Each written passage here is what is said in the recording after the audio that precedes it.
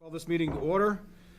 This is the Middleton Affordable Housing Trust and Planning Board and Zoning Board and Master Plan Committee meeting, joint meeting. We are at the Fuller Meadow Elementary School in Middleton. I'd like to go around the room to have everybody introduce themselves for the general public that's watching, and we'll start over here. Richard Gregorio, part of the Affordable Housing, there's Finance Board as well. Maria Pecos Hansis, a part of the Affordable Housing Trust. Okay. I'm Beth Andrews Beck. I'm a member of the Master Plan Committee and the Affordable Housing Trust. Bill Renaud, I am a member of the ZBA and the Affordable Housing Trust. Brian Cresta, Select Board Representative to the Affordable Housing Trust. Brian Carroll, I am a representative for the Planning Board as well as the Master Plan Committee. Katrina O'Leary, I'm the town planner. Jason Bernhard, Planning Board and Housing. Anthony DeGregorio, member of the Affordable Housing Trust, signed through the Community Preservation Committee. Also a member of the Planning Board. Craig Hartwell, member of the Zoning Board. Jackie Bresnahan, Assistant Town Administrator. Anybody else? Amy Galley-Shesky, Master Plan Committee. I'm John Erickson with the Master Plan Committee and the Finance Committee. And I'm Annie Wilden, and I'm on the Master Plan Committee. Wonderful. All righty. So let's start with updates from the Affordable Housing Trust on progress on their 5-year strategic questions. So I'm going to defer this to our Assistant Town Administrator. I've been vacant to the last 2 meetings because I've been out. So if you could give us an update. Awesome, thank you. I just have a handout that I'm going to pass around. Everything that is included on this handout was in the draft strategic plan that was emailed out to everybody last week. But I do want to thank everybody for coming together. The idea for this meeting came out of a recent Affordable Housing Trust meeting, so I want to thank the members for coming up with this idea. They have been working diligently since last spring when they formed to work on a 5-year strategic plan. For those that may have forgotten, we did create the trust at the special town meeting in the fall of 2022. They formed up in the spring of 2023, and we were very excited to get a grant from our Regional Planning Commission, MAPC, to do a 5-year strategic plan to help draft a mission and some goals and some methodology for how the Affordable Housing Trust was going to be doing their work. That draft plan is the result of that thus far. The group is going to be continuing engagement. They've already done some focus groups with our veterans population, our council on aging population, the housing authority, and some resident employees, which is another targeted area that this group wanted to work with. We will be doing more engagement through a webinar and community survey that'll be coming out towards the end of January on the plan. But the goal of the plan is to define the ways that the Affordable Housing Trust can impact the community, and it's very important that to that group, and I don't want to speak too much on their behalf in case someone wants to add anything, but the goal was to get feedback from the Planning Board, Zoning Board of Appeals, and Master Plan Committee on the work done on the strategic plan to date. It's important to have the buy-in of all of these land use board decision makers in what the trust is doing because the trust is trying to create ways to maintain and provide more affordable housing in the community. Both affordable housing that meets the state's defined affordable housing restrictions that each community in the Commonwealth is supposed to be attaining, but also what we've been calling the lowercase a affordable housing, meaning a community that's affordable for the people who grew up here to be able to stay here, for people to age in place, for employees, our firefighters, our teachers to be able to afford to live in the community that they serve. So on the handout that I just passed around, there's the 7 ways that the trust has been working on how they would like to impact the community. I don't want to read it, but I think the goal was to get feedback that this was the path that the group was heading down, and that was the right path. I don't know if the handouts made it to everybody. Yep. Okay, super. But the goal is that, we want to increase the supply of the deed-restricted affordable housing. We also want to create pathways to have other affordability through inclusionary zoning and through processes such as providing low-cost impact funds to seniors so they can do accessibility improvements so they can more easily age in place. And the goal is to just get feedback from the Planning Board, Zoning Board of Appeals, and Master Plan Committee on these 7 strategies of impact. On the other side of the handout, there is another clip from the strategic plan that was sent out that if you're someone who likes a chart and likes to see the output model, this is another great way to show the different categories of activities and strategies and the resources, the output, and the timeline that the trust is working on. With that being said, I would open it to any trust members who think I've left out something key that we wanted to bring up tonight. The only thing I wanted to add is, I think tonight is really the beginning of a bigger and a greater dialogue between all of the committees that are represented here. You know, each of these committees have their own roles by statute, but also by the way you operate. And, you know, I want to be clear that the Affordable Housing Trust Committee is not in a position or even designed to dictate things that we would like to see. We're really a committee that's going to be not just gathering, but hopefully developing some processes, but providing some recommendations. And I hope the communication that starts here this evening will kind of renew and cement a focus in all of our decision-making around affordability. Opportunities to inject affordability into activities or opportunities that are before your respective committees. You know, one of the things that was most staggering to me in the study that was done is what the annual salary is needed for an individual to be able to enter the housing market in Middleton, which is, and folks have heard me say this ad nauseum as a father of a 20, soon-to-be 25-year-old and a 21, soon-to-be 22-year-old. Neither of my kids can afford to live in Middleton. They consider this their home. This is where they'd like to settle, but right now, that is nowhere near an opportunity. And I talk a lot to folks, whether it's long-time, lifelong Middleton residents or others that are aging in place, their inability to continue to age in place in Middleton due to a whole slew of factors.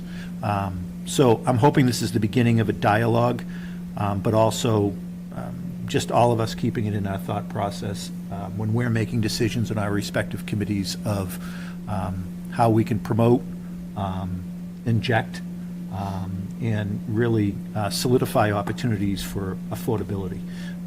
You know, there'll be a lot more that's going to come in the medium and the longer term from the Affordable Housing Trust on ways to make that easier for the committees, whether it's through recommendations for zoning changes, whether it's through opportunities with town-owned land to promote affordable opportunities, whether it's opportunities such as, you know, a lot of towns have been working around issues such as accessory dwellings or accessory units by right. Those will be discussions that'll happen, and a lot of those will happen on the floor of town meeting.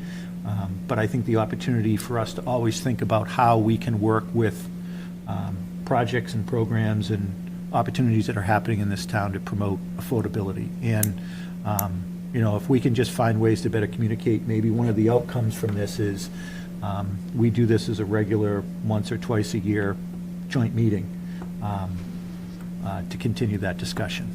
But I think, at least from the work that's been done so far by our consultants at MAPC, it's I'm not surprised by any of it, but it's still eye-opening.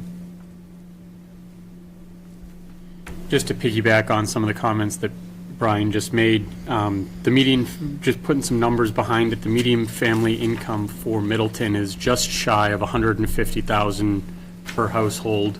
For the purpose of the Affordable Housing Trust to define what we consider our ability to impact individuals and families, we're looking at 80% AMI. So for a 4-person household, we're looking at $118,000 down to a single-person household of $82,950.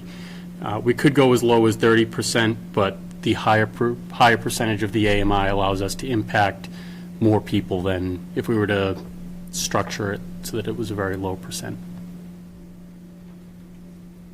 And if you think about those numbers, a single individual at 80 some odd thousand, it's pretty darn impossible to obtain housing in Middleton at that number. Yeah. If not, is impossible. Yep. And to the earlier point that you had mentioned, Jackie, about, the number of our town employees that 15, 20 years ago lived in town and the number that live in town today is significantly different. And there's a whole slew of factors to that, but housing is one of them.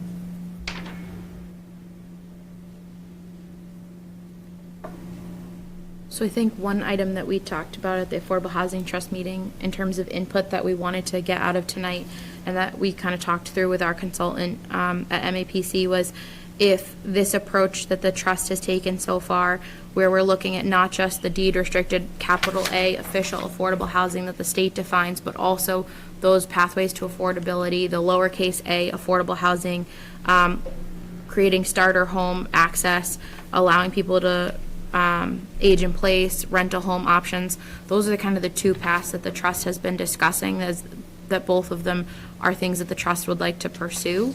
And I think the goal of tonight is to get feedback from the other three boards that is in alignment with where you think the path is heading, because the other three boards have a little bit more stake in making those changes. Yeah.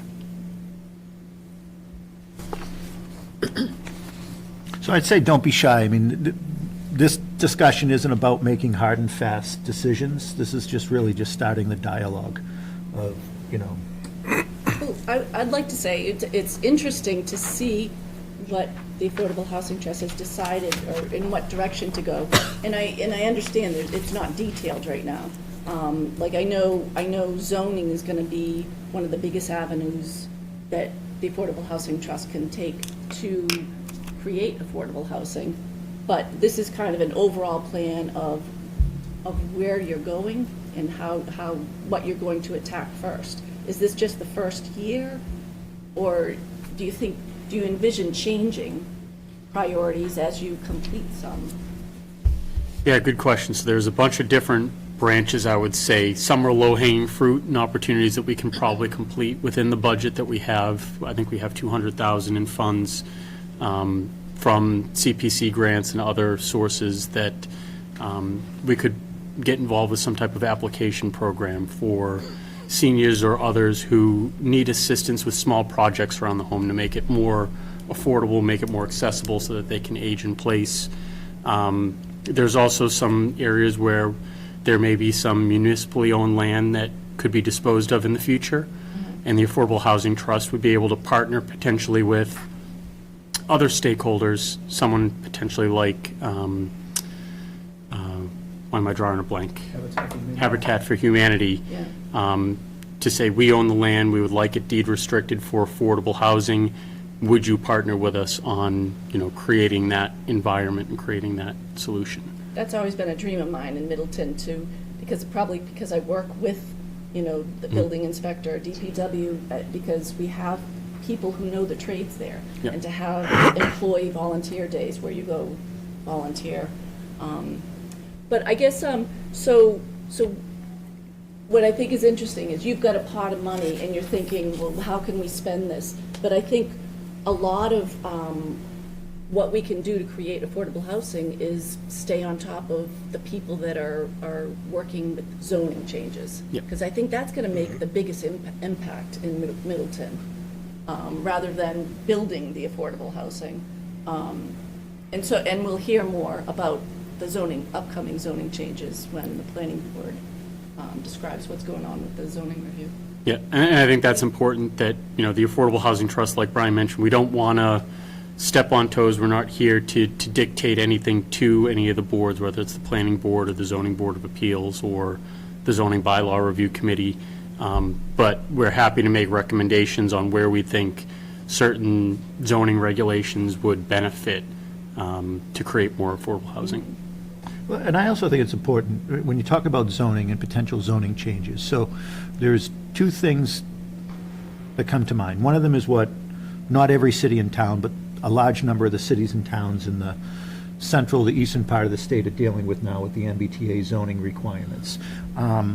we're not dealing with the level of, I'll say, outrage that other communities are dealing with now. Maybe we're just not dealing with it yet.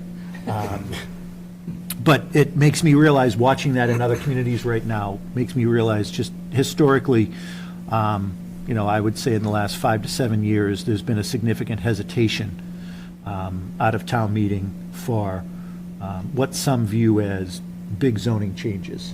And I think part of what this committee's short, medium-term goals is about communication and education, about the general topic of affordability and affordable access, big A and small a. If we don't get that done in the short and medium term, we will have zero success on potential zoning changes. We will have zero success on looking for opportunities with town-owned land to partner. Every one of these functions we're talking about is going to require some level of town meeting approval and/or, while this committee can expend from the $200,000 that we have, that $200,000 isn't really going to drive much of that.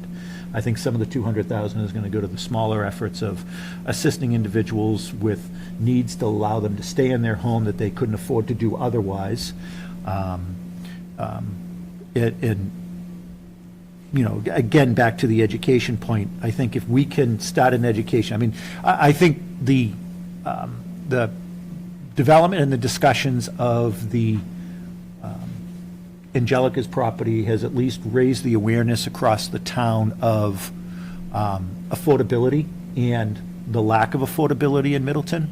Now, it's made folks believe that we got to be careful and not do anything that will allow another project like that to be proposed in town. But the reality is if we do nothing, there will be multiple projects like that proposed in town, and we're going to have zero ability to have a say in that.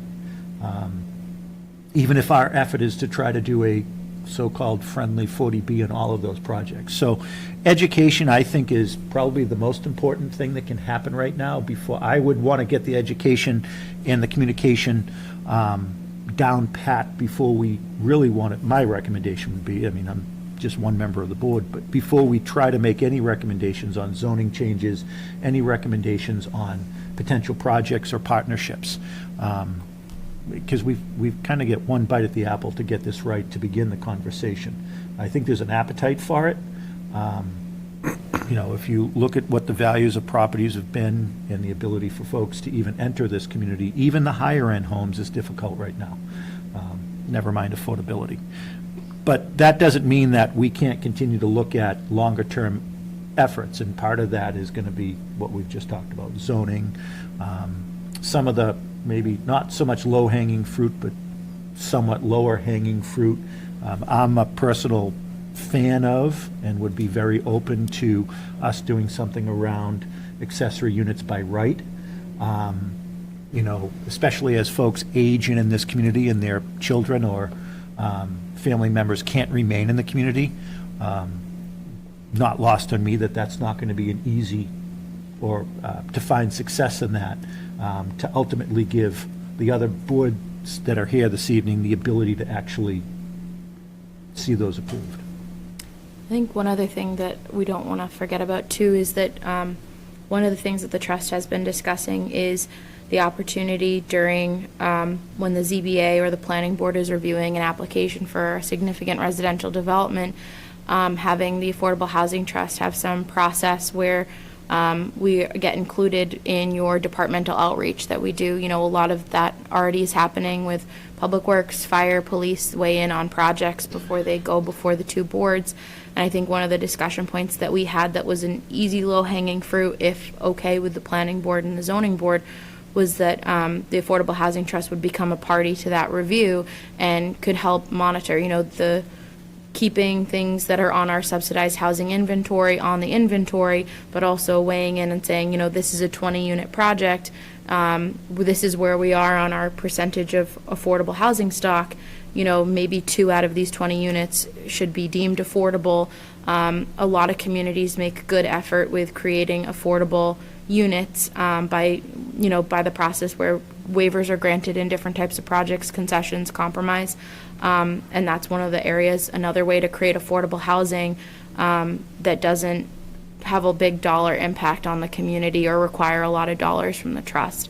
So that was something else that we talked about tonight as, a short-term thing. We don't have to go to town meeting to change that process, but that's something we could I could do. just write it down right now and start asking for input, but the Affordable Housing Trust would have to figure out, is it going to be the whole board? And do you have to wait a month to give me input? Because our applications come in, we advertise, hold a public hearing, and sometimes we make a decision. So you'll have to figure out how you can give that input as quickly as possible. And I think I'm less worried about that process and more just that that's something that the planning board and the zoning board want for feedback. I think, to me, I've worked for trusts that they have made really good impact on their affordable housing stock by doing that kind of cross-board work.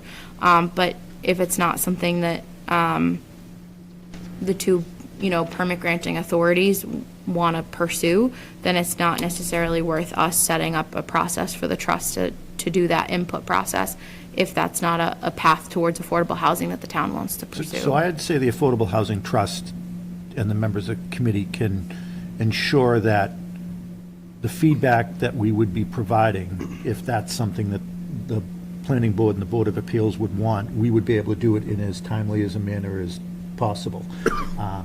If it's something that we're going to hold up the process, then keep doing what you're doing and don't wait for orders from headquarters, keep saddling up to the sounds of the cannons, just keep going. But I think we can work internally on the Affordable Housing Trust of ways that we can ensure that, I don't think every project will be much different. And many times when a bigger project comes before the two boards, it's not usually a very quick process. Somebody that's coming in that's looking to put an addition or build on a single lot is different than somebody that's coming in looking for a 17-lot subdivision or anything other than that. Those are the things that I think we would have time to make sure we could dial in. We've been very good about scheduling monthly meetings. Sometimes we haven't really needed them, but I think we, as a committee, could quickly get together to do that. I don't think that would be the bigger issue. The bigger issue is, do the two committees think it's a worthwhile effort to provide that input? I personally believe we can provide some, again, focus that doesn't have to maybe start from the planning of the Board of Appeals, that we can speak and recommend, and then you all do what you're charged to doing. You can tell us to, thank you very much, now go home, or this is interesting, let's talk about it.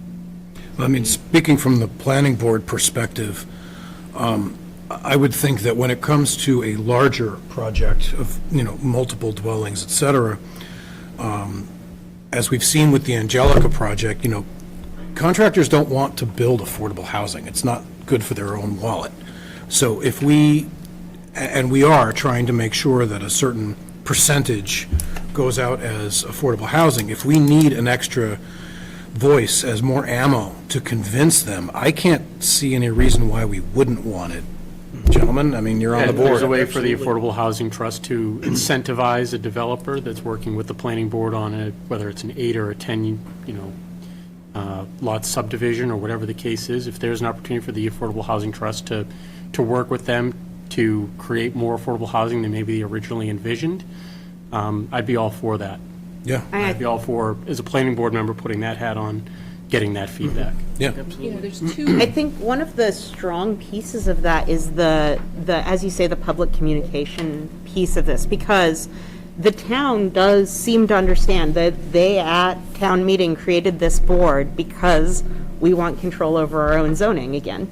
Like, we would like to get to those thresholds where we can, where it's it becomes about it's not these giant projects being dumped in our laps, right?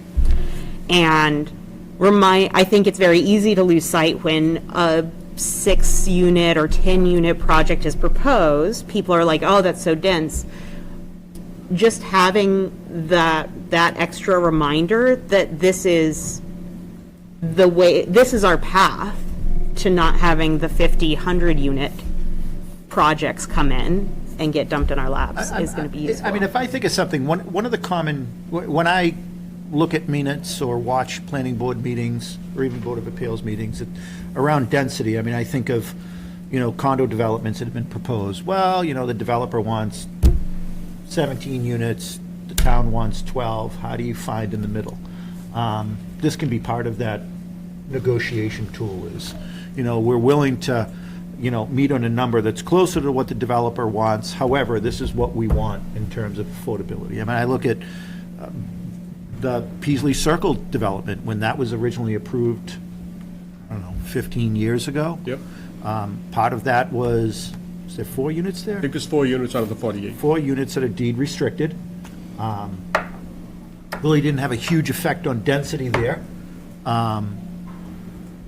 4 isn't going to get us to safe harbor by any means of the We're gonna be, matter. there will still be one But other big project, and Yeah. then it's maintenance, and this is how. Well, you but at get some point, we have to make things. headway. If we're not making a single unit headway, then it's really hard for us to stand there saying, we don't want these big affordable developments because we're working on it. And that's okay. I mean, you may have folks that come before your 2 committees, and you can't reach an agreement on affordability. That's also okay. Because there may be some other issues that are as pressing or more around density, water usage, septic, and other issues, traffic, that play into this. I'm not saying put affordability at the top of the list, just allow us to make some recommendations that may give you some tools and ammunition or ability to actually promote. And, I mean, a couple of years ago, I think right before the pandemic, or we were talking with the boards about issues like sidewalks. And now, it's pretty common. When a developer comes in, they understand this is going to be an expectation. So they know, I'm coming to Middleton, I'm doing a project, commercial, residential, industrial, or whatever it is, sidewalks are going to be expected. Now people know that. There will come a point where they realize that Middleton's focused on affordable, or at least increasing affordability. So when I come in to propose something in Middleton, I better have in my mind, and maybe what'll happen is they'll start coming to you, your boards, with, here's some affordability options that we would like to propose. I mean, I think another piece, though, the inclusionary zoning ends up being probably one of the biggest pieces. That's it's the best tool probably in the toolbox for all of our boards, because it requires them to have something. And then if the Affordable Housing Trust is looking at it and say, you know what, maybe we go and ask for a unit or 2 above that, because that gets us to safe harbor, for example, right? I think we need the tools to be able to work. I think that's the way I see it. And I think it's great that a great idea to have the Affordable Housing Trust provide feedback to the boards, because, I mean, obviously, we all come from different perspectives. Yep. Obviously, I'm a member of the ZBA, and I'm a member of the Affordable Housing Trust, so, I mean, I think we all know where my votes would be swinging. I don't see, a reason why other voices from the Affordable Housing Trust and ideas from our group coming to the other boards wouldn't help sway maybe some of the other votes. So I think it makes sense personally. Yeah. What I can do is put it on both agendas, Planning Board and ZBA, for discussion, so that they can discuss how best to incorporate those. We want to give the Affordable Housing Trust enough time, and it could be that it becomes part of the application requirements is, please give us a recommendation from the Affordable Housing Trust along with your application, if it includes housing. Or we could do it some other way, but Yep. I No, I think think it makes sense. both boards, not speaking for you, but are willing to do that, and both boards have Affordable Housing Trust representatives on them too. Yep. So I think you can be rest assured that they will work on including Affordable Housing Trust recommendations into each site plan. Welcome to the party, pal. With that being said, too, I think one of the other areas that Brian talked about that is really identified in the 5-year strategic draft so far is the public communication and ways that we can be helpful, because I think the goal of the Affordable Housing Trust is to really focus on affordable housing education in the community.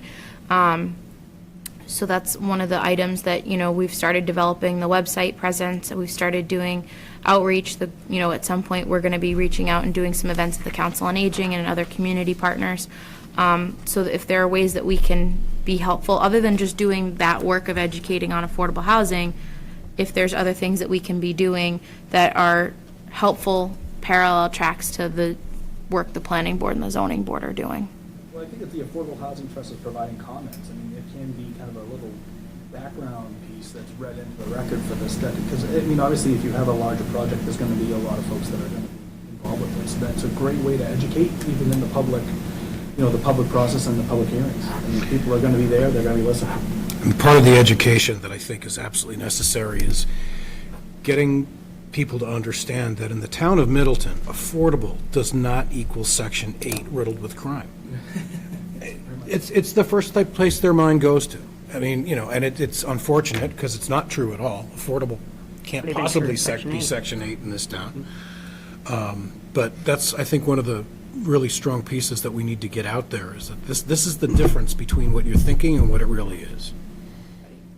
I think also there's a piece of this that is people would like for nothing to change, and there's just 30% more humans in America and much less the world than there was 40 years ago.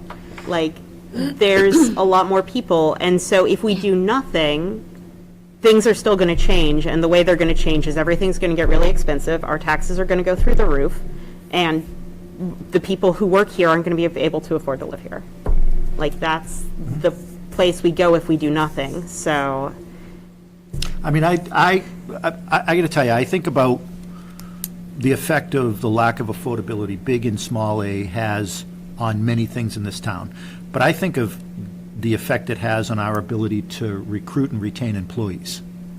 The reality is, I mean, I think about some of our newer employees that we've hired and how far they're commuting here. It's significant. And,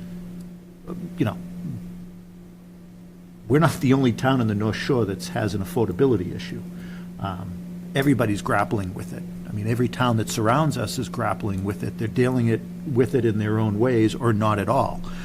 If we don't get a hold of this, in the future, we're going to have zero ability to recruit a DPW employee, a police officer, a firefighter. Not that long ago, a large percentage of our police and fire force were reserve officers or part-time employees. And back then, when we had reserve and part-time that were called in, they either lived or worked in town. We have part-time firefighters and reserve police officers that are a distance from here. At least under police rules, they have to be a certain radius from here, but it's hard for us to recruit. And if we don't get our hands around that issue,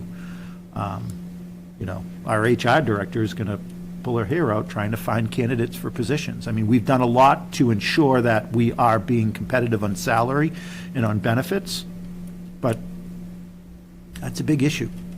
You come to an entry-level position in the community and you have to commute an hour. We can't compete with a community that's 30 minutes from them, 20 minutes from them. Could I ask about the activity establishing criteria and guidelines for administering grant programs? What kind of grant programs, like CDBG? Well, I think it would be future grants and the dollars that we have right now if we decide that we're going to provide low, no-interest grant, one-time grant. I use the example if we had somebody that in the community, their inability to stay in the community and in their home because they need access issues, grab bars, ramps, lifts, other items like that, which would necessitate their ability to stay in the town or possibly stay in their own home, we could provide through the dollars we have or future dollars a grant program that is revolving. We need to come up with our internal processes of how we manage that, that there's a process for it, how we account for it, how those dollars come back in upon the sale of the property in the future, or if it's a low to no interest loan, how we collect those dollars back so we can continue. I mean, our hope is at some point in the future, at least my hope is that there'll be a portion of those dollars that'll always sit there for that purpose,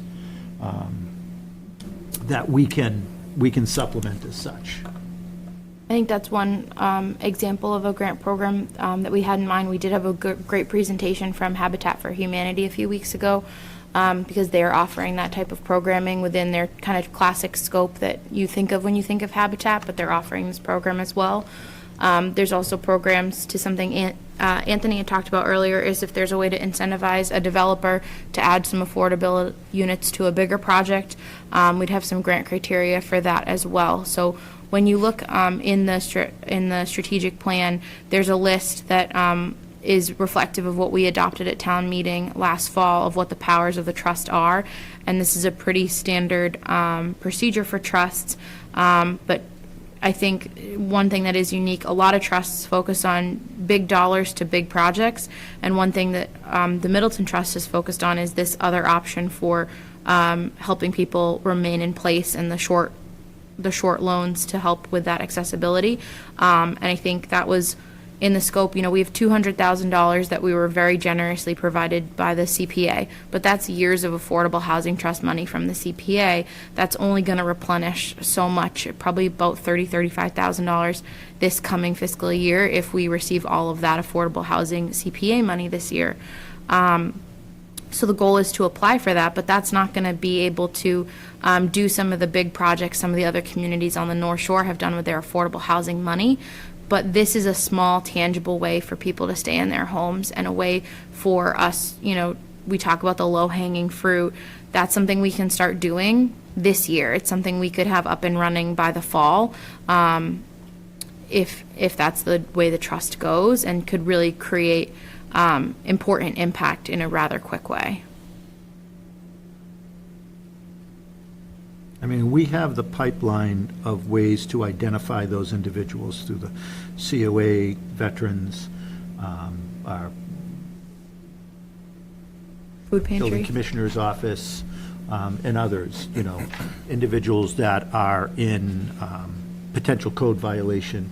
I mean, there's a slew of other programs out there. I mean, look at Medicare and Medicaid right now, are allowed by federal law and state requirements to actually pay for accessibility upgrades in an individual's homes. More often than not, and I do this for a living, more often than not, when we pay for those accessibility upgrades, we're also finding other issues that are hindering their ability to stay in the home.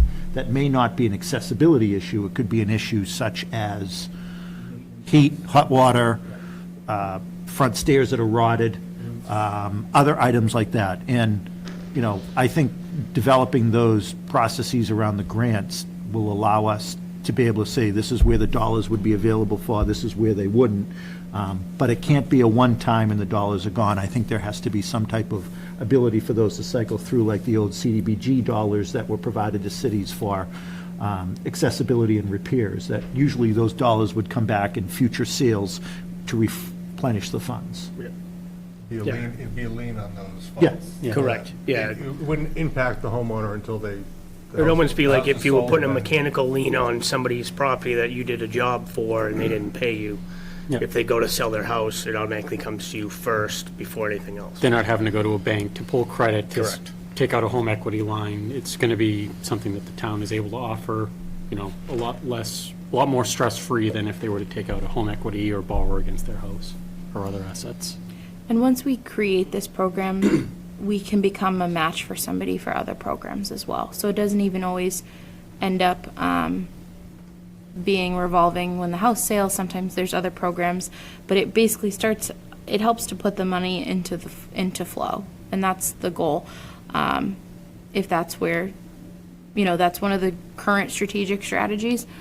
Sorry, I'm losing my ability to talk, but that's one of the current strategies being proposed, to be strategic with the limited funds that exist. I mean, I think some of the questions on that is how much of our total funds go to that? What do we not do? What are we not doing because we're doing that? What sort of impact are we looking to get from those dollars? Or is this more of a PR push? Like, is this something that we're doing because we think we can help some people and get the word out about the trust being here? Or is this something where we're going to, I don't know, see if 5 years from now we have materially impacted how many people get to stay in their homes, right? basically, that what's the success? Well, and that's actually a really good point, not just on this, but I think part of what the trust needs to also, and we will be doing, is finding those opportunities to measure. And little success, big success, and everything in between. You know, I view success not 5 years from now finding a partner to develop something affordable on a parcel of land that we may own or we may partner with, whether it's through tax incentives or other items like that. That's a great 5+ year positive, but I also want to measure some of the success that's already happened around the issue of just the listening sessions we've had and the success that's come out of there.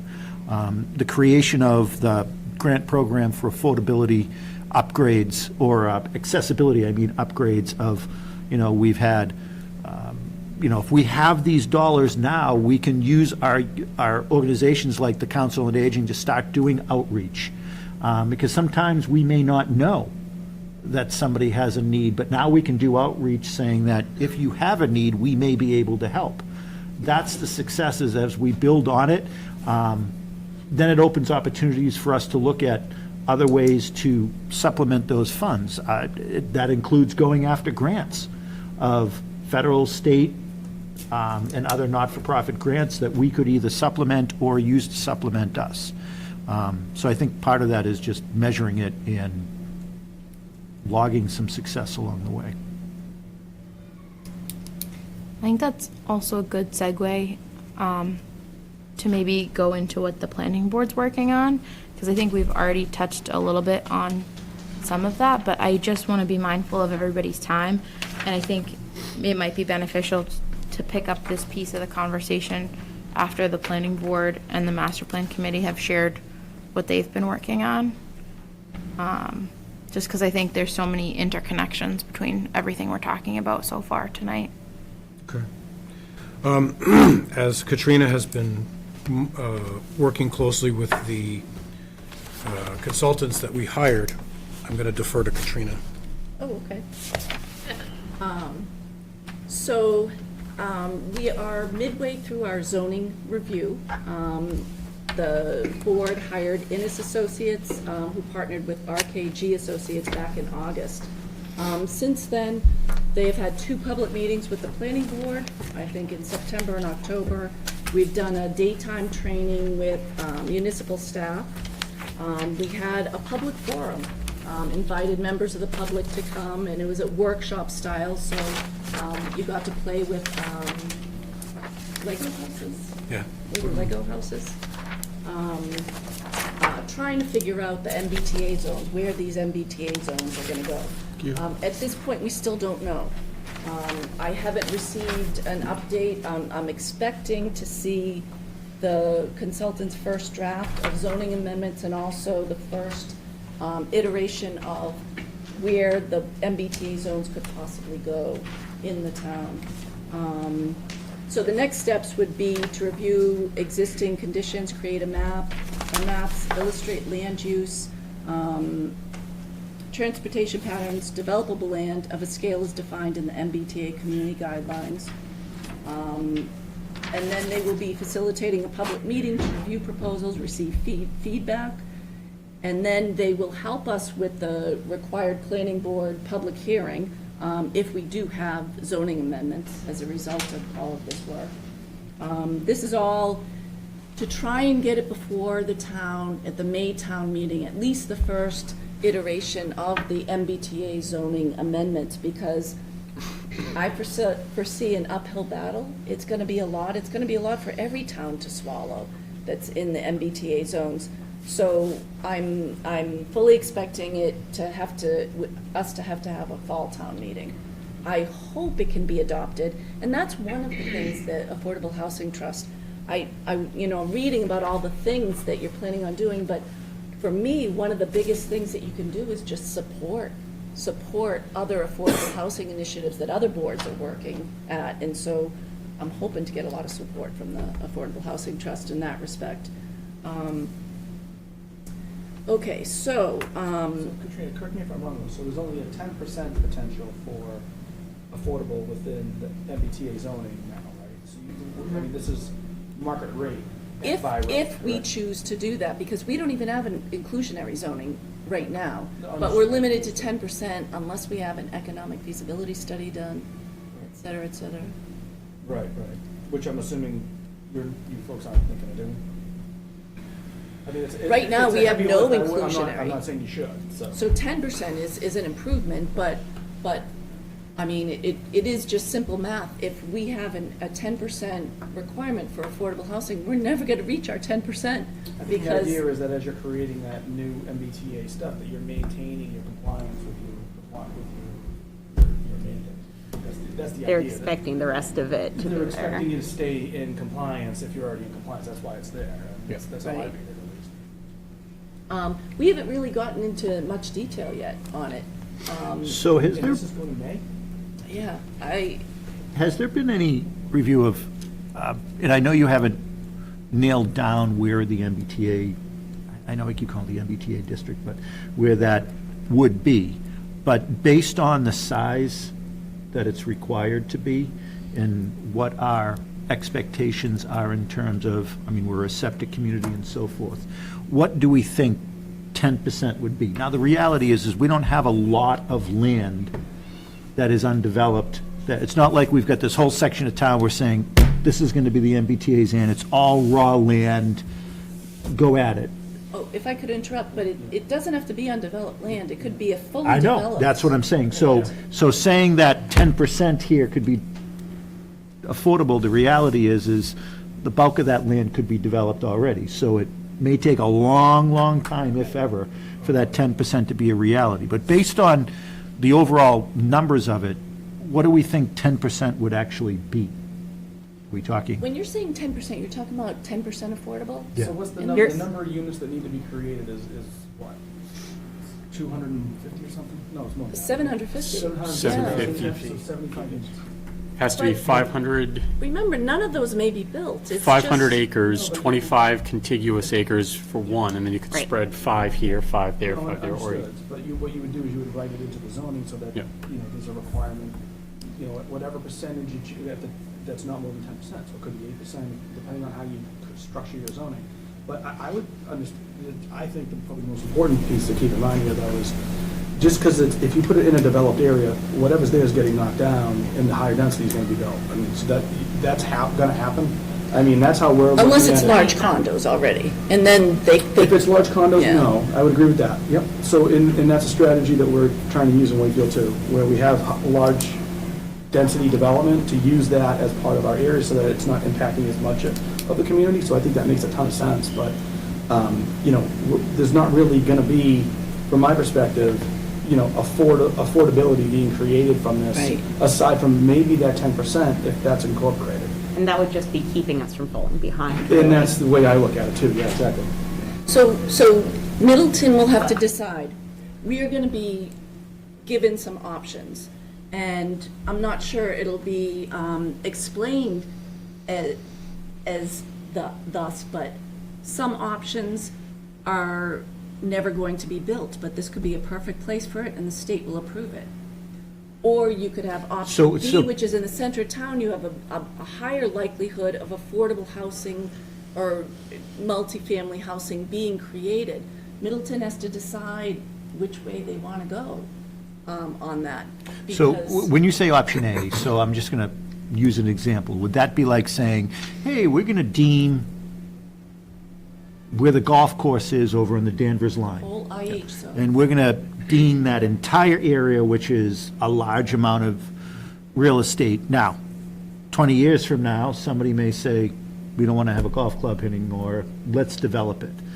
But the reality is, well, I mean, we've had another golf course in town that closed. Now, that's different than the Ferncroft, but, so that option A is, now, that would pass muster with the state. We've checked the box. The state said yes. To Beth's point, we're really not making any headway. On paper, we're making headway, but we're actually just falling back. But at the same time, adhering to the MBTA requirements, we could just say, let's get this out of the way. Let's just meet the requirements. Yes, we know it's not going to do anything, But we have a whole other toolbox of affordable housing initiatives that we want to start. Accessory in-law dwelling inclusionary zoning, which means every development that happens would have at least 10 to 15% because it's not in the MBTA zone, so we can go up higher, which makes sense. What else? Just Village multifamily, zoning. mixed-use zoning. Yeah, So you have mixed use. commercial. Well, What we one need of is the- not just affordable housing, we need different types of housing. We need maybe small cottages that are 500,000 that are probably not affordable, so that the older people like me can move out and open up our houses for the younger kids, because I don't have anywhere to move to. But I would like more dense housing near a walkable community. What- So I think we can do a lot of that with zoning. One thing that had come up from the consultants for the affordable housing group was the proximity to like various things that people actually want. The people who live in these houses want to be near. So how can you get near a pharmacy? How can you get near a grocery store?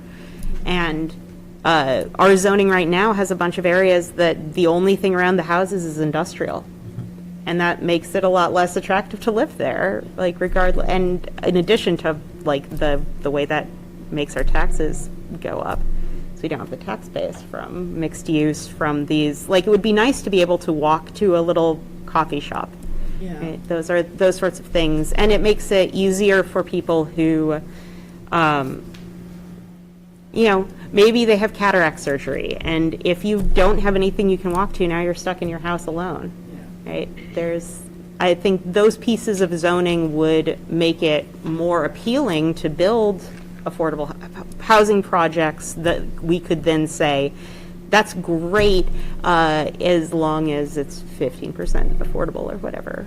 Wasn't that a part of the discussion that we had at the meeting with the consultants, though? Yeah, the zone. Because once a few people on one of the other tables found out that, you know, say near the Ferncroft area, you know, had the potential to connect to the sewers over, they stacked up, you know, for the little Lego houses, they stacked up mixed-use housing, chunk, and they put the majority of them right there, because they felt that, well, then they'd have an easier time with land, they'd have an easier time potentially with sewer, we'll talk about that some other day.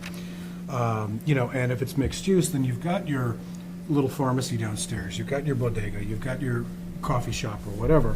Quick access to the highways. Quick access to the highways, which is somewhat required with the MBTA. You gotta And I have- think we also have to be cognizant, I mean, so the first time that this town had actually seen something that looked mixed use was when the first proposal showed up on our desks for the Angelica.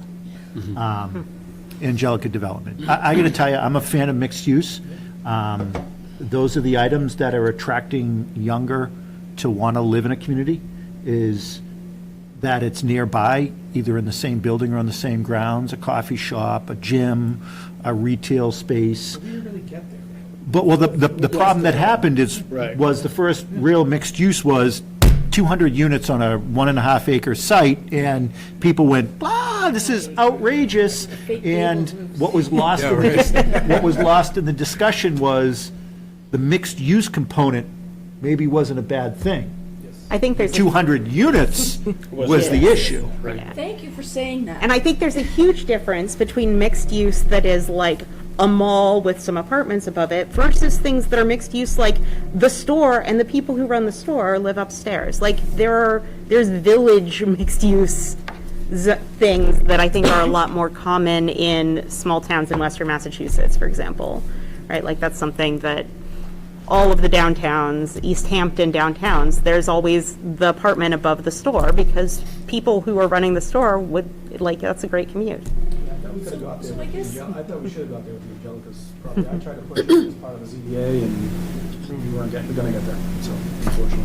I mean, I, like what Danvers just did on the corner there Yeah. by Betty Ann's. They got that whole Oh, area. yeah. That's gonna be mixed use. They're gonna have all commercial downstairs, and gonna be nothing but residential apartments It's a upstairs. lot of units there. It's just a But huge I, project. but I think that that's a good example, though.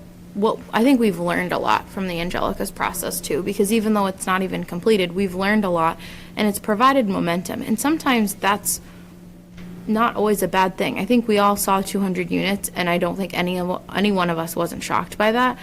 I think as it's been going through the process, though, it's given the community an opportunity to think about other ways that it could have happened, and I think that's really a positive for this conversation that we're having tonight as part of the greater Affordable Housing Trust consultant work, what the planning board is working on, is that there's momentum right now and there's public interest and understanding. And I think that's a really important thing to harness, because there's so many different ideas and concepts on the table with all of these regulatory pieces at work as well. And I think right now is the best time to combine that public education with feedback of what does the town really want to see. We've seen what we don't want to see, but we have an opportunity to be more proactive for when the next one comes in. And that's what we don't, that's the window we don't want to miss. Certainly, there's a regulatory component with the MBTA and the 3A where we don't want to miss out on being able to apply for grants. We received 2 grants this year that we won't get if we're not in 3A compliance. But I think that's a big part of the conversation too, is what do people want to see? What we need to be preventative, and this is our opportunity to prescribe what that prevention is. Because keep in mind, if you decide to put this in areas that have single-family homes or anything to that effect, those aren't single-family homes anymore. I mean, they make so much more money on the development. I mean, people are still. Yeah, and we're running into it now. I mean, you're part of the team that's doing it in another community. I can tell you that I thought we came up with a good idea where we have, our community happens to have a duplex, area that we were able to kind of convert that area and kind of retain the character. But it's important with these discussions to understand that the character of the town is probably, the most important part of this conversation, which we haven't really talked about a lot. But, finding these areas so that we can retain the character and have the development at the density that's appropriate for the area. And I think that's something that we need to make sure that we understand. So I first of all, I do want to continue and finish about the zoning review update. But I think the biggest message I can give you all is that don't look to the MBTA zoning to create your affordable housing. No way. No, I agree with that. Yes. So maybe just take care of that, meet the requirement, and address your affordable housing needs in other types of zones. But does addressing the MBTA requirement, the MBTA zoning requirement, does that hinder our ability on those areas that we designate to actually do something? To make affordable housing? Yeah. Of course it does. Oh, yeah. Because you're going to make more money and more density based on the MBTA zone. So you have to at least be at that density or more to get the affordable components in those locations, right? So, I mean, but again, I think one of the big plays for Middleton, though, is that the sections that are on septic and the sections that are on sewer, that's by far probably one of the biggest part of that whole conversation and process, because you can really use it as a density gauge. Right. Because, if you look at the size, if you're not in an area that's sewered, the amount of area that you're going to need is going to be well beyond what you need. Because you have to demonstrate. For now. A septic system. Just look at the area on Locust Street near the Danvers line that has sewerage and the development that's happened there, the townhomes, the condo buildings and so forth, that would have never been able to happen. And when the value of land goes up, which it will do if you're rezoned under 3A, developers will come and sewer will come, because the land is worth more. And so you will eventually, it'll be 20, 30 years down the line, but sewer will come to Middleton eventually. And we haven't even thought about 10 years down the road when towns they have their 3A in place and they want to change it somehow. I don't know how the state's going to deal with that. They're going to say, no, you can't change it. How long does that zone have to stay there? Can we never, ever change it again? And so this will all get worked out at the legislature level down the road. yeah, that's something that, But one thing that I wanted to ask, you mentioned the character of the town. I submit that possibly as time goes on and as residents change, the character of the town also must evolve. I agree, but, I think, and I was going to bring this point up earlier when we were talking about kind of the little a, large A discussion, is that, some of the folks that are in town now and the families that are here, you lose those families like Ryan was mentioning earlier. I mean, Yep. that's part of the fabric of the town and the look of the town and that, that character, right? I mean, if you can't have places for the folks that have been here to continue their family legacies and all those things in the town, yeah, you lose your character. There's no way you don't. So it's kind of a double-edged sword, and it's Yeah. going to evolve, right? So Yeah. those families are going to continue to, to grow and, have their own, kind of personality changes, I guess, or whatever you want to call it, or whatever that would be, that'll have different opinions and different ways to do things, and. Well, it'll change with the different generations. Yeah, that's Because probably- as the it's a much better way to generations, say it. as the generations change and the old generations start fading away, the rationale behind what they want to do and why they want to do it is going to obviously change. I mean, Yeah. So I just want to read quickly for the people that may be watching, because I know all of you can read through this list, but this is a list of possible zoning amendments from our master plan that we are thinking of incorporating in these upcoming zoning amendments. One is to extend the R2 district boundaries. Now, the R2 zone is that more compact area over the downtown area. Another is as-of-right multifamily housing options rather than requiring a special permit. Allowed shared living spaces, local supportive living, and congregate residences. Cottage-style housing. Village mixed-use zoning, which is residential and commercial. Expand multifamily zone land, because all of our multifamily zones are built out. We don't have any open space in our multifamily zones. Allow accessory dwelling units, two-family dwellings, allow them by right in the R1A and R1B zones.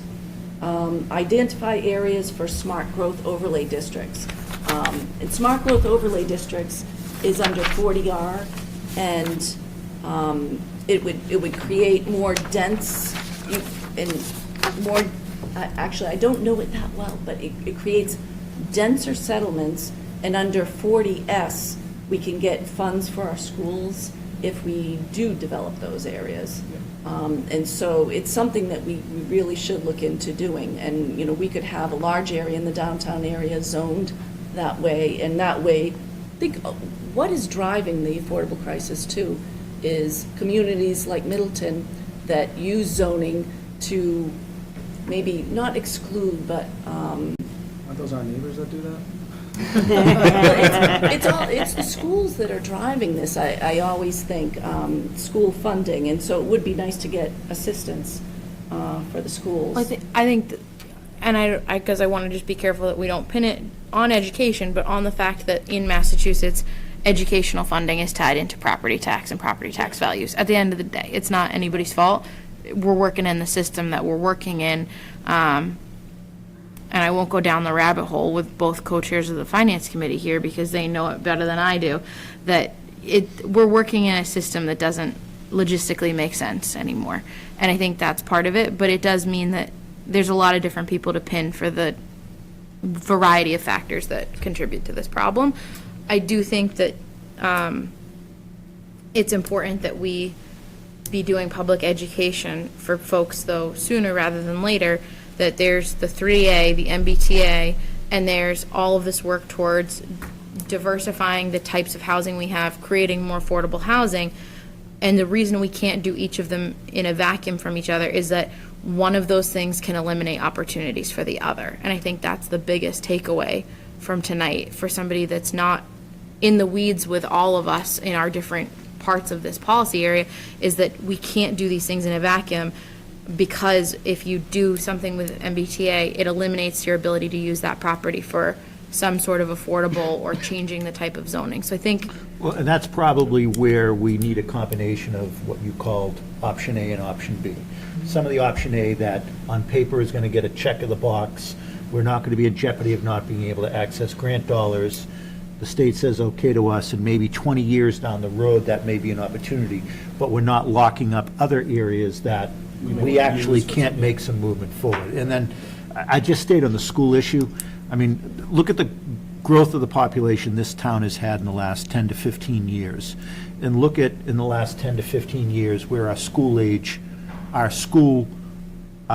enrollment numbers have gone. There's been a couple of blips where it's gone up, but by and large, it's either gone down or stayed static. Surely not kept the pace of the growth in our population.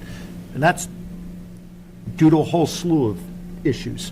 One of them is People aren't having big families anymore. So I'm not so freaked out about the concept of if we, whether it's MBTA zoning or other affordable issues, that our schools are going to get overwhelmed. I always use the condo complex on the North Andover Middleton line. That is a very large complex. I think there's more than 200 units there. Oh, well over. There's a small handful of students that come out of that complex from the day it was built. It didn't have an effect on the school age growth as people thought. I mean, you probably more than anybody, next to Costa, track our school population numbers and what they look like. I mean, I don't want to belittle the fact, but we're not in jeopardy of expanding our housing stock capabilities to affordability, and we're not going to have a place to put the students. That's not the issue. No, there's plenty of room now with the population to the schools declining, really. Yeah. I think the other thing we've seen is that we've tried this approach to zoning for 30 years. Right, last time Middleton had a big housing boom, it was the 90s, which is a while ago now. And that was after zoning changes that said, this section of town is 2 acre or larger. It was, we're going to curb growth by making the lots even bigger. Right. Yeah, and the problem is actually affordable housing, actually cheap housing, is at least 30 years old. And so we didn't build any housing for 30 years across the state of Massachusetts broadly. Like, we wildly under-provided housing, and now it's expensive, because that's what happens if you don't make enough of something. The price goes up. So those systematic problems, they're much bigger than this town. I think what's important to me in this town is having that say over keeping it from being either just that like commuter village of high rises where everyone empties at 9 a.m. and doesn't come back until 6, or and you have to drive. Everyone's sitting in their cars for a half hour just to get groceries, right? Like, no one wants that. No one wants it to be. I would like to see it be something where we have a mix of socioeconomic classes, where people can work in town and live in town, where it's not just where we have a lot more to offer than just housing, right? And I don't want that to be it to become those I don't know, I've like Arlington blocks by Alewife, right? Like, that's not what I want for the town I live in. So of these 9 items, 9+ items of What are you potential- looking at? The bullets at the bottom of the Okay. first page of potential zoning amendments. Is there a plan or potential expectation that there are some that will be brought this May to town meeting, or? I am hoping. I was promised something by the beginning of this year, which is this week or next week. So I am hoping to see what they have come up with, because they have a whole list of what we wanted to see. And the zoning audit specifically, they even worded the zoning amendments. And so I'm hoping to see all of this, truthfully. We can decide what to push forward at the planning board public hearing. I think it would be great to have all of it. I feel like if we drag this out over 5 years, people will get tired of it, and there may be more opposition to it if we draw it out. I think if we submit it all at once, we have probably the best chance. Although I feel like we're running out of time, but I always feel like we're running out of time. I think it's good we should feel like we're running out of time, because I think we need that motivation, because I will say the select board we're scheduled to open the town meeting warrant next Tuesday at their regularly scheduled meeting. We should move. Yeah. Anything that's going to town meeting in May should start. I think this conversation tonight is a good impetus of getting everybody in the same room talking about all the things that we're all doing. But I think it's also important because we're kicking, next week the select board opens the town meeting warrant, and we've already kicked off the budget process. Like, we're in go mode for getting ready for May. And our board has historically taken the position of, we don't want to see zoning articles in a special town meeting in the fall.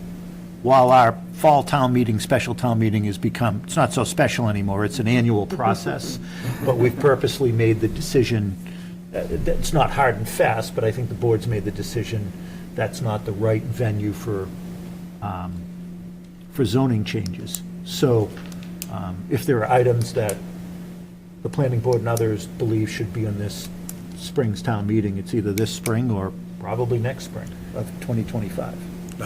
Speaking for the planning board, and I believe I'm speaking for my fellow members, we would rather probably do this all at once, not unlike, the federal budgets. If you just jam it all in there at once and get it passed, then it's just one thing off the plate, because this is just one small step. I think it might be tough for just in my experience, it's presenting at a lot of town meetings, it's a lot to digest. Yeah, We've been talking here for 2 hours right now, and I guarantee you that. It's only been an hour, Bill. Can you, yeah, do us that kind. No, all right. We've been here for an hour and 17 minutes. But I guarantee you there's a lot of issues here that not everybody picked. So I will tell you by looking at this list, if all of this went to town meeting, we're looking at the vast majority of the town's land will be affected by this. My concern is it's going to be, what does this mean? Like, what That's does part of this the mean? education part. We And gotta I get the get that education there out needs to be different education. The Affordable Housing Trust Committee can be part of that education conduit, but, I'm not going to tell your committee what to do, but my recommendation would be to pick on these items that you think are of most of importance and can actually, again, when I said a few minutes back about getting some wins, that we can get some wins. As much as I'd like to maybe see every single one of these things get done, Yeah. I think the reality, if we come to town meeting with every single one of these items, once the first one is said no, it's going to be like a cascade of no, no, no. We can educate, we can communicate, we can showcase. I think we need to kind of pick the items where we can have some wins, and then build off of those wins, and then be able to come back in the future saying, what we made the change last year has allowed us to do this, and we're moving forward, and oh, by the way, the world didn't implode, and, horrible things didn't happen in your neighborhood. Okay. I think So- the worst case scenario is that we would, or one of the possible, unfortunate situations we could end up in is if we brought only the 3A changes. We get those through, and then we never get anything else through. And so you end up with exactly what we have today, with Well, I think prices still going up. 3A is and then- obviously, something's going to be done. Yeah. But I think there are other items here that, I know the ones I like, that I think are the real low-hanging fruit, that I think would not be an issue in this town.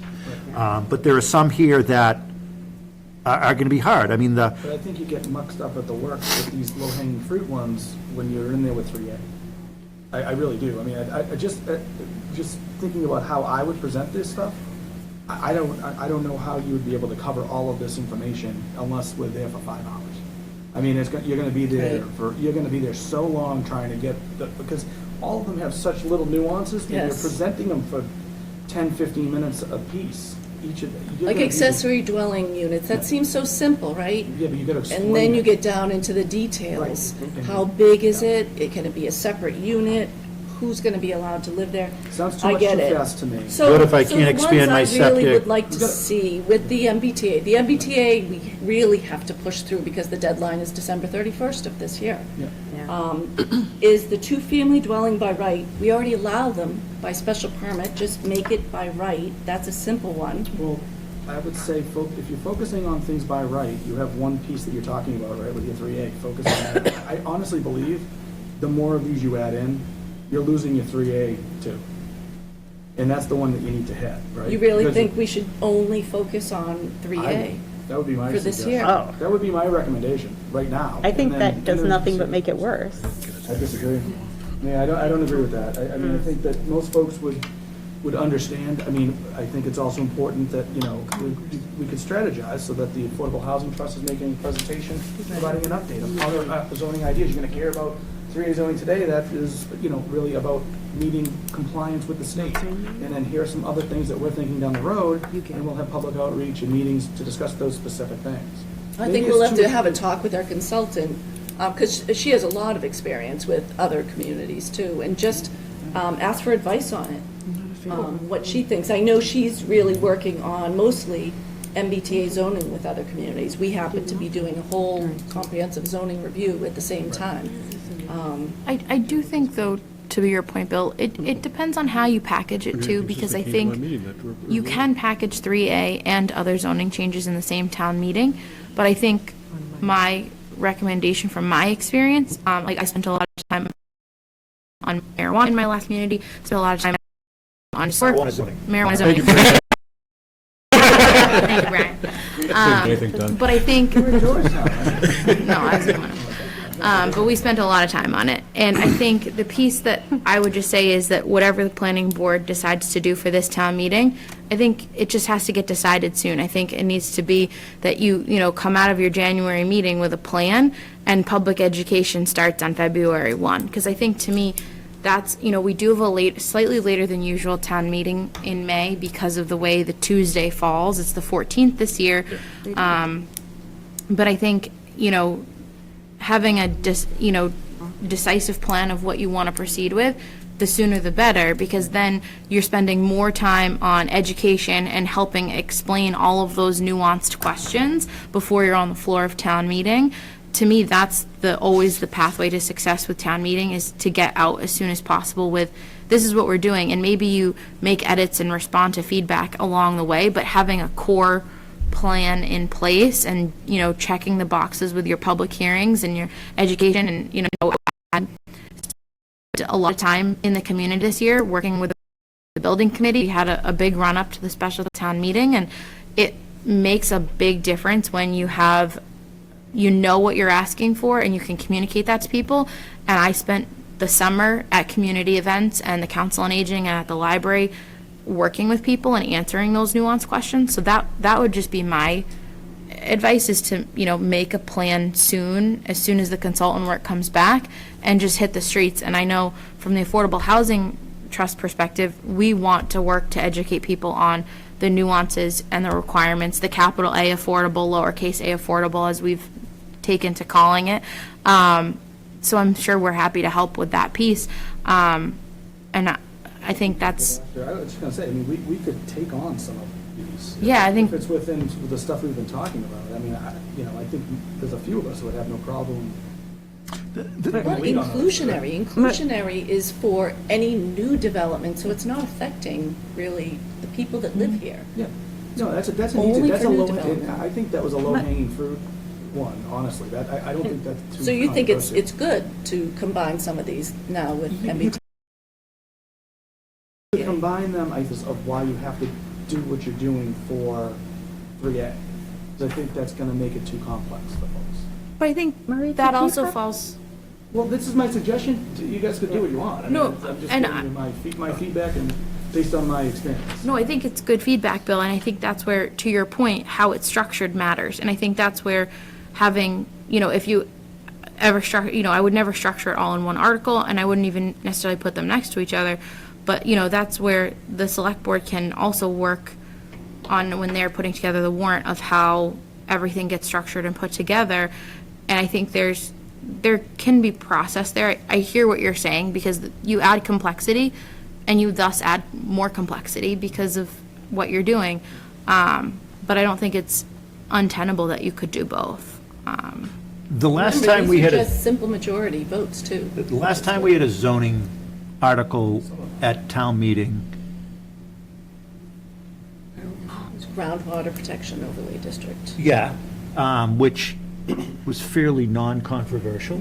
But the last time we had something that town meeting thought was a big change was probably a decade. Yeah, we've had a change, I think, in town, too. But again, 3A, Yeah, marijuana we wasn't even- have to comply.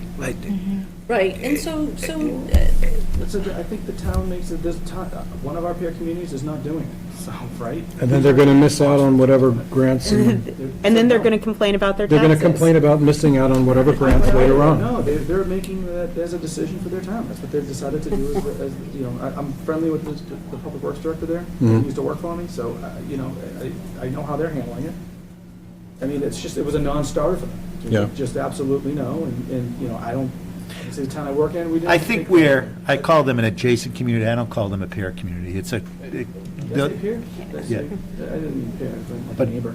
but I think those two towns couldn't be any different. Oh, Yeah. I don't disagree with Yeah. you at all, yeah, 100%, but. 25 years ago, they were more similar. I would agree. Yeah.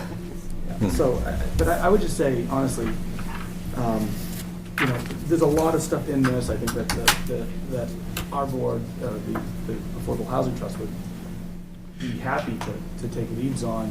Would not be the first time that we, Yeah. Three of at a time. would not be the first time that we put something on a town meeting warrant and then made the decision upon closing to not move forward with it.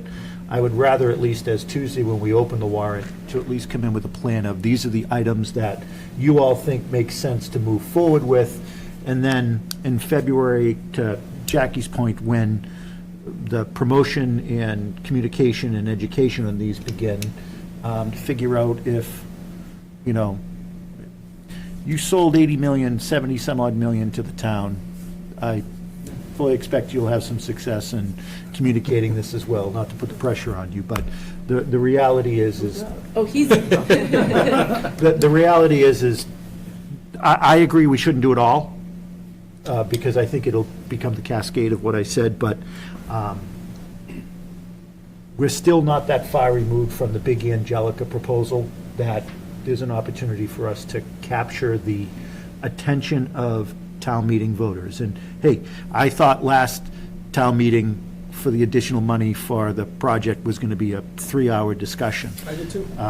And that, I thought it was a solid presentation though, so it handled most of the questions. I I'm just greatly saying there agree. hasn't been a town meeting that's been longer than 55 minutes since some of us have worked here.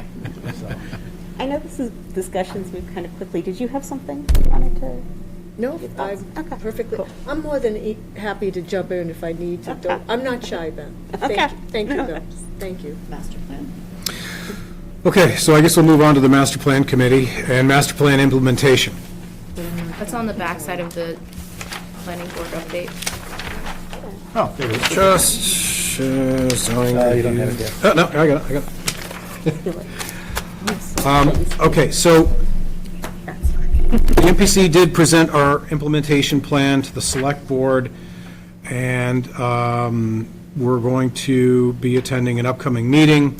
What we've been doing typically with the master, in our meetings with the master plan, is we're trying to, shall we say, trim fat, in that there are many things in the master plan that say various committees have to be involved, or boards have to be involved in the process of something, when in reality, it's more than is necessary, because ultimately, this committee or this board really does it.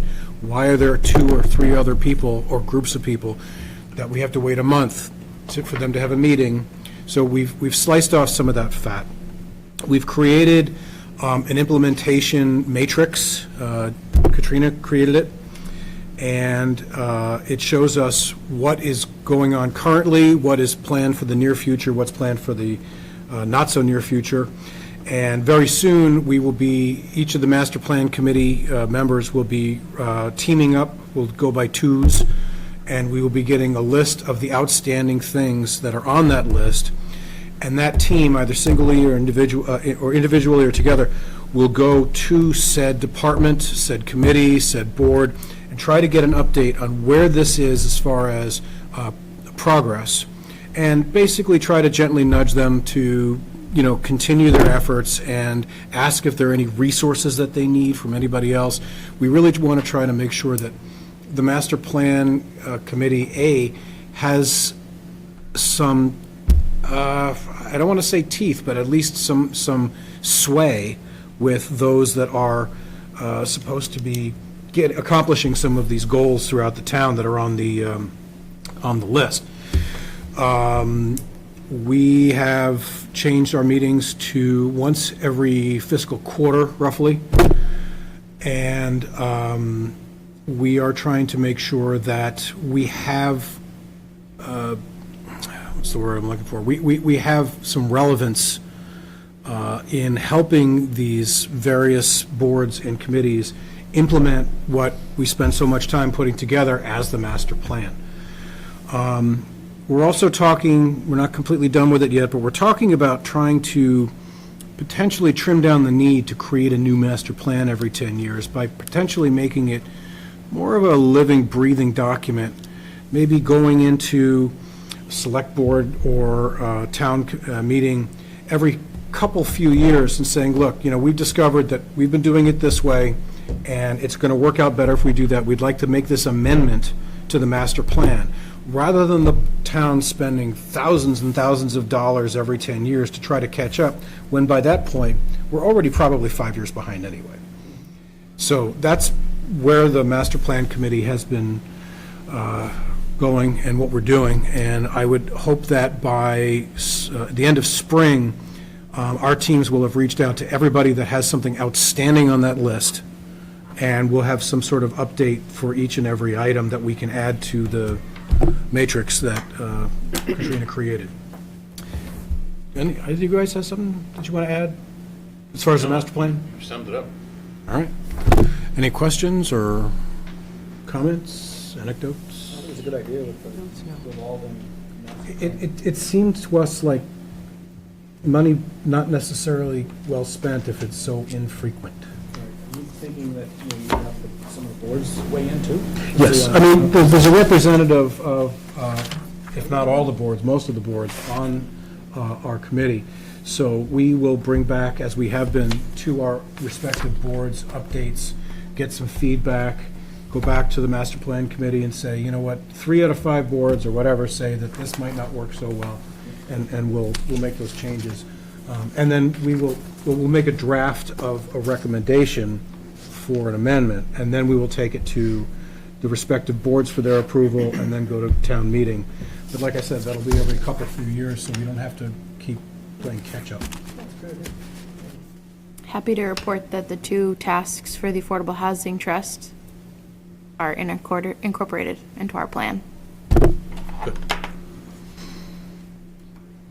That's all I have, unless any of my fellow committee members have something else. Okay.